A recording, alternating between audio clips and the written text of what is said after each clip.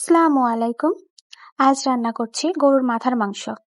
কি এটা দেখে তো মনে হচ্ছে না গরুর মাথার মাংস, তাই না? আসলে আমার কাছেও তাই লেগেছিল।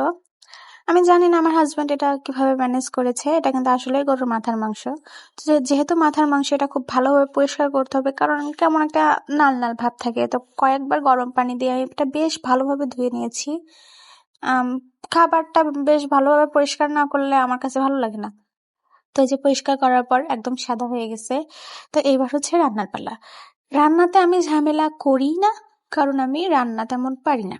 এটাই সত্য কথা। যারা আমার রান্না খেয়েছে অনেকেই সুনাম করে, কিন্তু সত্যি কথা আমি রান্না একদমই পারি না। রান্না কোনো ঝামেলা করি না, যা করি আমার কাছে তো মনে হয় এটা শর্টকাট, কারণ অনেকেই অনেক রকম ভাবে রান্না করে। তো যাই হোক, প্রথমে আমি পেঁয়াজ কুচি দিয়ে দিয়েছি। এরপরে দিলাম গরম মশলার গুঁড়া।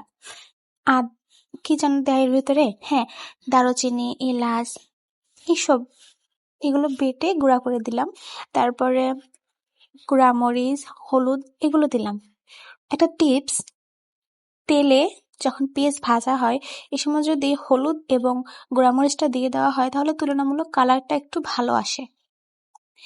এরপরে আমি বাটা মশলাগুলো দিয়ে দিলাম। কষাতে হবে, খুব সুন্দর করে কষাতে হবে। যেহেতু এটা মাথার মাংস, মাংসটা অত বেশি কষানো যাবে না, কিন্তু মশলাটা খুব বেশি করে কষাতে হবে, তা না হলে গন্ধ আসবে, এবং মশলা ভালো কষানো হলে স্বাদ হবে। তো মশলা কষাচ্ছি, মশলা কষাতে আমার খুবই ভালো লাগে। এটা রান্নার সব থেকে বেস্ট পার্ট, এজন্য আমার কাছে বেশি ভালো লাগে।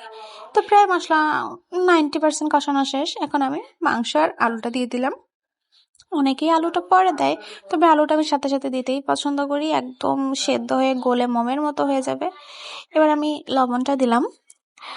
লবণটা দেওয়ার পরে মাংসটাও কষাবো। মাংসটা আমি একদম পানি ছাড়াই কষাবো। যে কোনো জিনিস পানি ছাড়া কষালে আমার কাছে মনে হয় বেশি স্বাদ হয়। এই যে আমি রান্না এত দূর করে ফেলেছি, কিন্তু জিরা বাটা দিতেই ভুলে গেছি। এখন দিলাম। কোনো সমস্যা নাই, গরুর মাংস যখনই মশলা দিই না কেন, কোনো সমস্যা হবে না।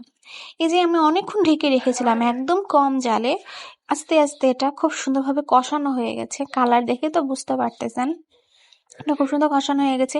এবং বেস্ট পার্ট এটাই যে কষাতে কষাতে পানি ছাড়াই এটা সেদ্ধ হয়ে গেছে। আমি কোনো রকম পানি ব্যবহার করিনি।